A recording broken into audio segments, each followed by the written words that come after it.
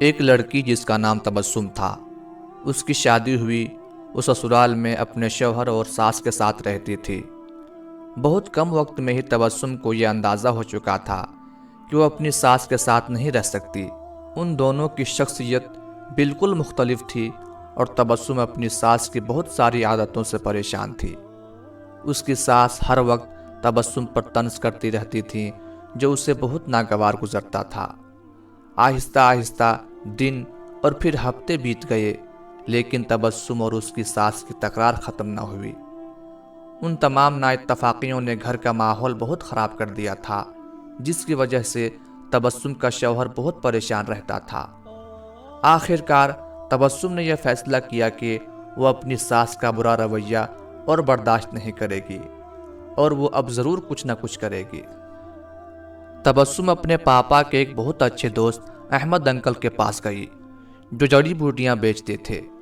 تبسم نے انہیں ساری کہانی بتائی اور ان سے کہا کہ وہ اس کو تھوڑا سا زہر دے دیں تاکہ ہمیشہ کے لیے یہ مسئلہ ختم ہو جائے۔ احمد انکل نے تھوڑی دیر کے لیے کچھ سوچا اور پھر کہا کہ تبسم، میں اس مسئلے کو حل کرنے میں تمہاری مدد کروں گا، لیکن تمہیں ویسا ہی کرنا ہوگا جیسا میں تمہیں کہوں گا۔ تبسم راضی ہو گئی۔ احمد انکل ایک کمرے میں گئے اور تھوڑی دیر بعد اپنے ہاتھ میں کچھ جڑی بوٹیاں لے کر لوٹے۔ انہوں نے تبسم کو کہا کہ تم اپنی ساس کو مارنے کے لیے فوری زہر استعمال نہیں کر سکتی، کیونکہ اس طرح سب تم پر شک کریں گے۔ اس لیے میں تمہیں یہ جڑی بوٹیاں دے رہا ہوں، یہ آہستہ آہستہ ان کے جسم میں زہر پھیلائیں گی۔ ہر روز تم کچھ اچھا پکانا اور پھر انہیں کھانا دیتے وقت اس میں یہ جڑی بوٹیاں ڈال دینا۔ اور ہاں، اگر تم چاہتی ہو کہ کوئی تم پر شک نہ کرے کہ تم نے انہیں مارا ہے، تو تمہیں یہ خیال رکھنا ہوگا کہ تمہارا رویہ ان کے ساتھ بہت دوستانہ ہو۔ ان سے لڑائی مت کرنا، ہر بات ماننا اور ان کے ساتھ ایک ملکہ کی طرح برتاؤ کرنا۔ تبسم یہ سب سن کر بہت خوش ہوئی۔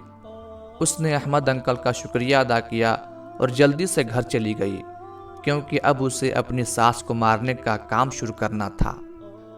ہفتے گزر گئے اور پھر مہینے۔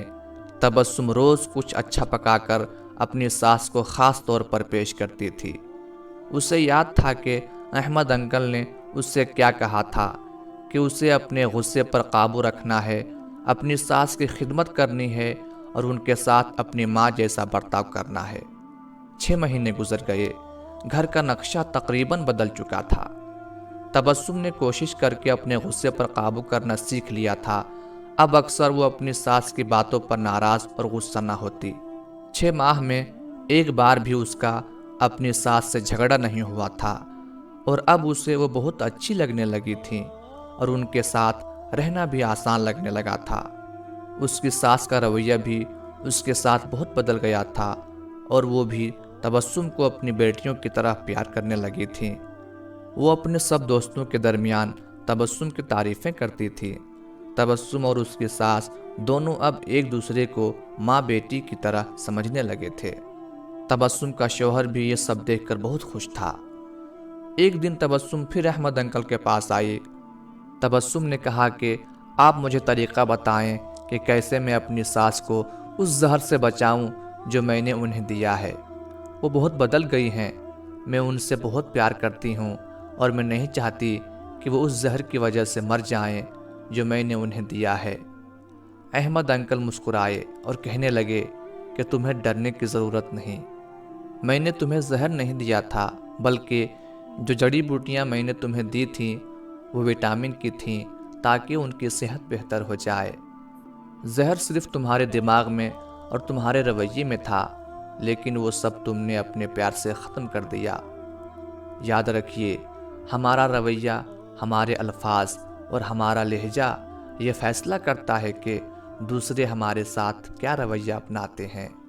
اللہ پاک ہم سب کو صراط مستقیم پر چلنے کی توفیق عطا فرمائے۔